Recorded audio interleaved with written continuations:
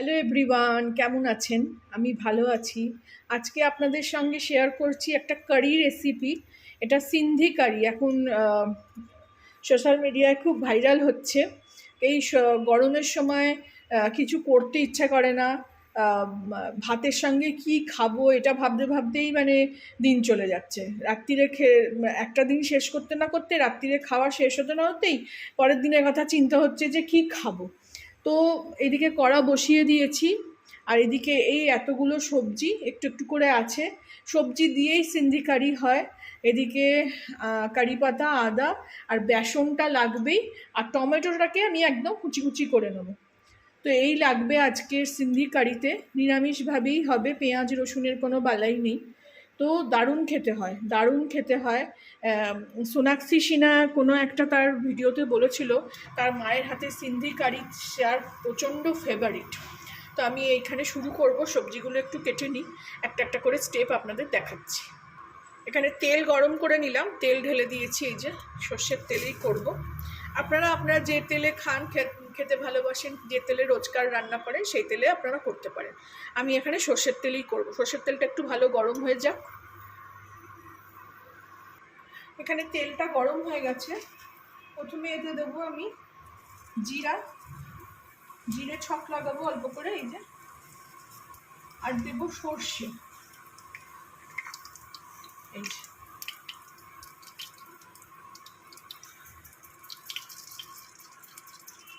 একটু ভালো গন্ধ ছাড়লেই এতে দেব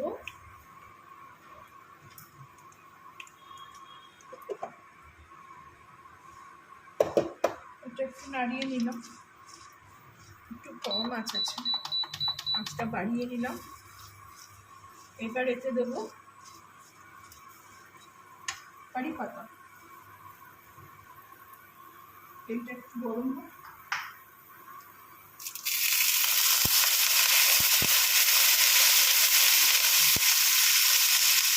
এর মধ্যে দিয়ে দেবো 2 চামচ বেসন। কারি সবসময় বেসনই হয়। এখানে দই পড়ছে না, দইয়ের জায়গায় টমেটোটা পড়বে। এখানে বেসনটাকে খুব ভালো করে একদম একদম গোল্ডেন করে একদম ভালো করে ভেজে নিতে হবে। এটাই আসল এখানের কাজ, যে বেসনটাকে ভালো করে ভাজতে হবে। আমি বেসনটা ভালো করে ভেজে নিয়ে ফিরছি। এসব পুরো দেখাতে গেলে অনেক বড় বড় আমার ভিডিও হয়ে যাচ্ছে। না দেখালেও ভাল লাগে না, দেখাতেও ইচ্ছে করে। আবার না দেখালেও সেটা অনেকটা বড় ভিডিও হয়ে যায়। আমি এটাকে ভালো করে ভেজে নিয়ে ফিরছি। এটাকে ভালো করে ভাজতে হবে তেলের সঙ্গে। এখানে বেসনটা ভাজা হয়ে গেছে, বেশ ভালো গন্ধ ছাড়ছে। এই সময় একটু এখানে আদা আর একটু কাঁচা লঙ্কা দিয়ে দেবো।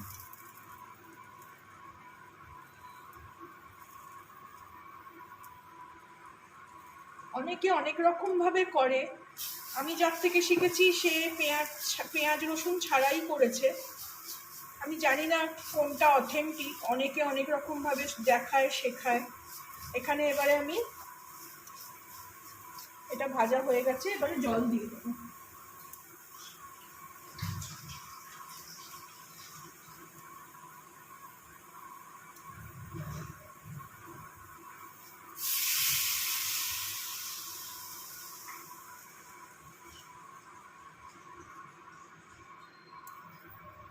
দু বাটি জল দিলাম প্রথমে,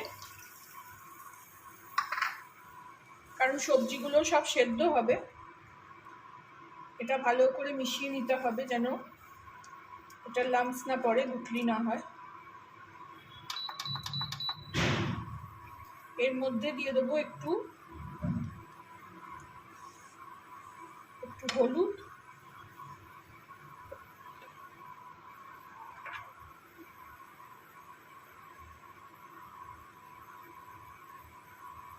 আর দেবো একটু কাশ্মীরি লঙ্কার গুঁড়ো।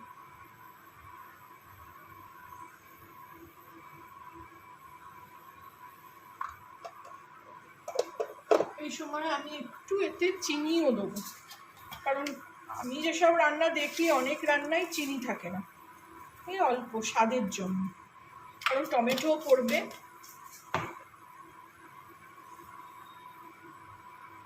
এখানে এটাকে ভালো করে মিশিয়ে নিতে হবে।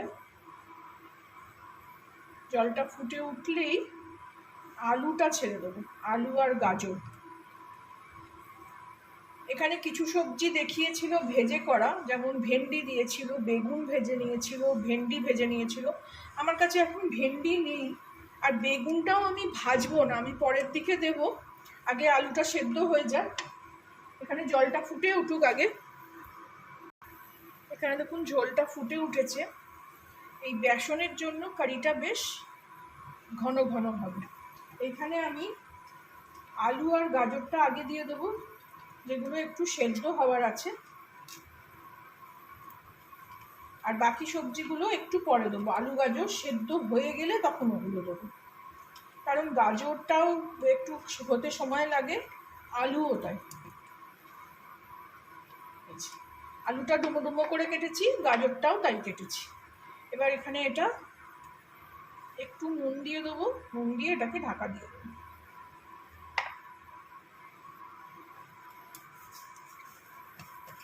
তাহলে আলুর মধ্যেও একটু নুনটা ঢুকে যাবে।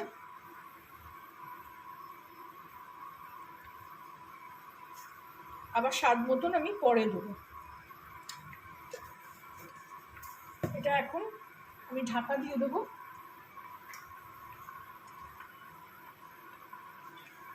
আলু আর গাজর সেদ্ধ হওয়ার পর আমি ফিরছি। আলু গাজর সেদ্ধ হওয়ার সঙ্গে সঙ্গে আমি আর একটু জল দিলাম এখানে, কারণ যেহেতু বেসন সেই জন্য ঘন হয়ে যাচ্ছে। তার সঙ্গে সঙ্গে আমি এই ড্রামস্টিক, এই সজনে ডাঁটাগুলোও দিয়ে দিলাম। সজনে ডাঁটাগুলো না বেশ মোটা মোটা, এখানে সজনে না নাজনে ভগবানই জানে, খেতে ভালোবাসি বলে আনাচ্ছি। তো এগুলো বেশ শক্ত শক্ত।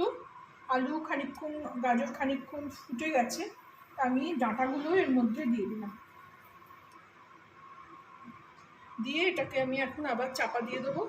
এগুলো খানিকক্ষণ সেদ্ধ হোক, তারপরে ফিরছি। এই যে ফিরে আসলাম, দেখুন আলু সেদ্ধ হয়ে গেছে। একটু জলে নিয়ে গিয়ে ঠান্ডা করে দেখলাম। আবার বাকি সবজি সেদ্ধ হতে হতে এগুলোও সেদ্ধ হয়ে যাবে। এই সময় দেবো আমি একটু, একটা বড় দিয়েছি, একটা ছোট টমেটো এরকম ক্রাশ করে নিয়েছি। আপনারা চাইলে মিক্সিতে বেটেও নিতে পারেন। খুব সুন্দর একটা আদা ডাঁটা সব গন্ধ ছাড়ছে। এতে একটা জিনিসও আছে, তেঁতুল একটু দিয়েছে, কিন্তু আমরা তো অত টক খাই না, আমরা ওপর থেকে একটুখানি লেবু দিয়ে দেবো এই সবজিগুলো।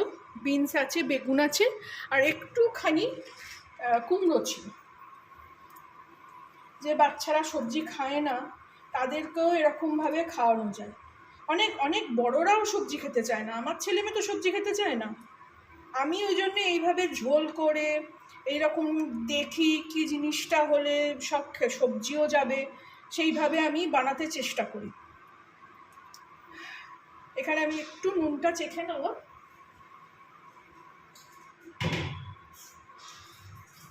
আর একটু নুনও দেবো, আঁচটা বাড়িয়ে দিই। একটু জল দিয়েছি মধ্যিখানে, কারণ বেসন তো ঘন হয়ে যাচ্ছিল। ভালো করে মিলিয়ে দিলাম। বেগুনটা না ভেজে দিয়েছিল, আমি যেখানে দেখেছিলাম। আমি কোনো জিনিসই ভাজবো না, আপনারা জানেন আমি তেল ঘি সব কম খাই।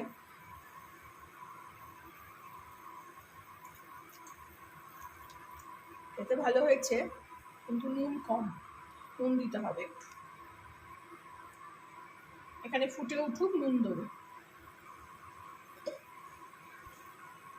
ফুটে উঠেছে, এবার স্বাদ মতো নুন দিয়ে দেবো, কারণ সবজিতেও নুন চাই।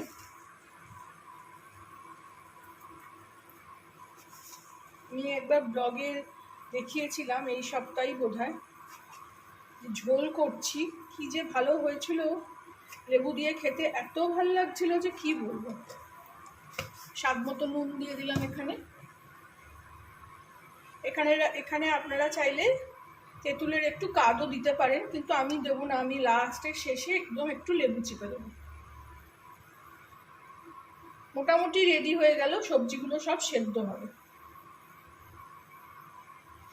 আঁচটাও কমিয়ে দেবো,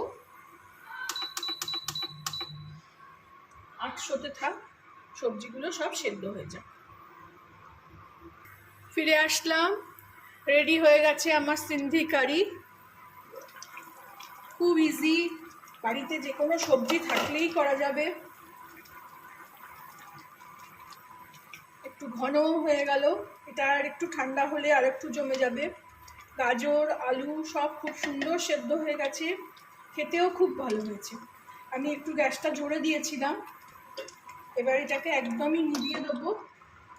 নিভিয়ে দিয়ে ওপর থেকে এই এক টুকরো লেবু একটু চিপে দেবো। আপনারা এখানে যদি লেবু এই তেঁতুল খেতে ভালোবাসেন তো তেঁতুল দিতে পারেন 1 চামচের মতন। আমি এখানে একটু লেবু দিয়ে দিলাম। আমি তো সবসময় বলেছি আমি অনেক রকম রান্না দেখি, করিও, সেটা নিজের ইনোভেশন একটু নিজের মতন করে ফেলি।